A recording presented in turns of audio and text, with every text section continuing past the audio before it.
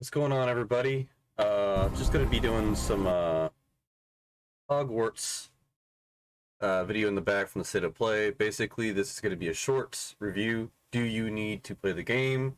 Is it worth your time? Is it worth your money? And are there any glaring issues that are preventing the gameplay experience?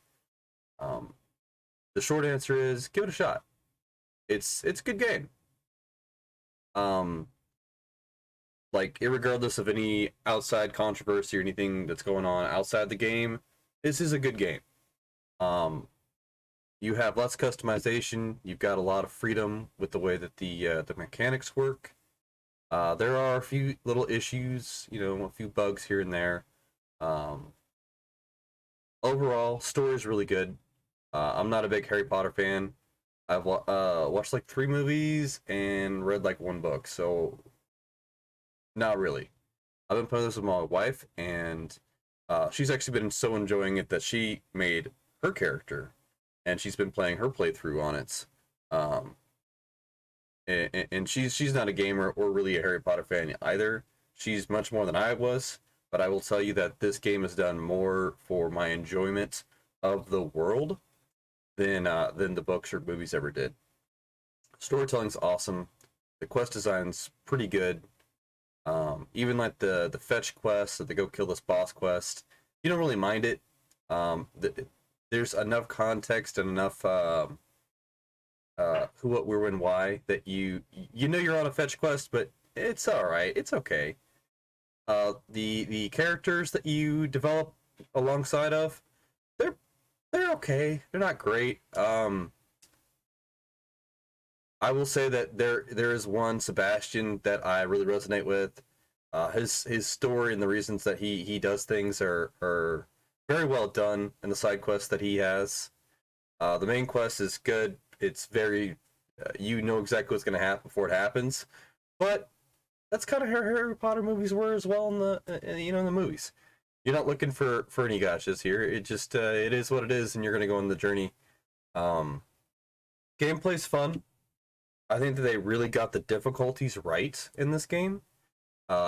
Story does give you that on the rails, easy, let's go through the motions kind of an experience.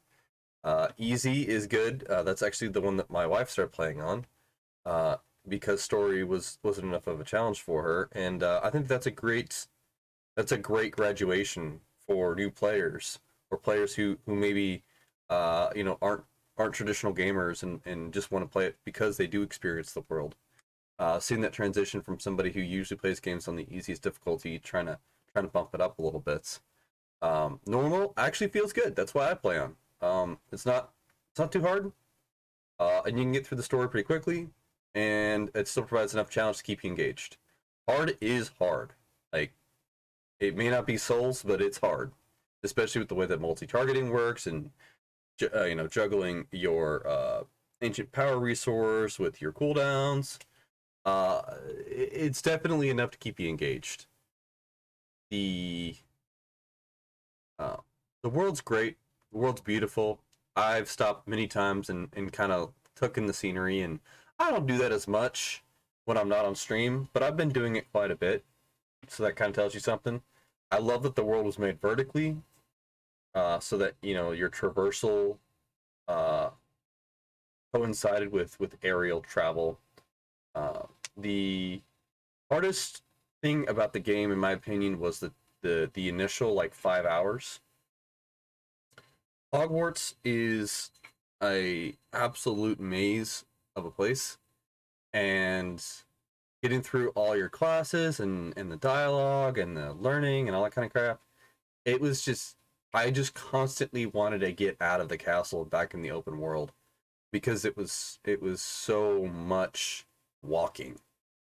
But once you kind of figure out how the game works and how fast travel works and all that kind of stuff, it gets easier. It's not very intuitive, but um, if that's the biggest complaint I have about the game, it's a pretty good game. The loot is randomized, so I don't think you can actually hunt down specific pieces, but it didn't feel as impactful as needing to go and optimize. You can 100% optimize your build, especially with spells and the traits. But I wasn't finding myself needing to go and hunt down that extra, headpiece to get my 2% DPS up. It was more skill based, or more approach based, I should say, and that feels really good. It is exactly the adventure you think it's going to be. Um, they don't, I mean, they don't really pander to any particular group too much. I think they were just trying to make a good game, and in my opinion, they succeeded. It is it worth $70? Maybe. In my opinion, yeah. Um, you might want to wait on a sale for it, but I would just take it slow, enjoy it. There are definitely, like, if you want the curses, you should speed run the Sebastian quest line. If you want to go around and collect a bunch of pets, you should speed run that quest line. Like, there are breakpoints in which no more quests will appear until you get your main quest done. Because I am a side quester, and so that's something to be aware of. But yeah, I think it's got enough potential to be well worth your time. I think most people who play through it, or at least play a couple hours of it, will be very happy.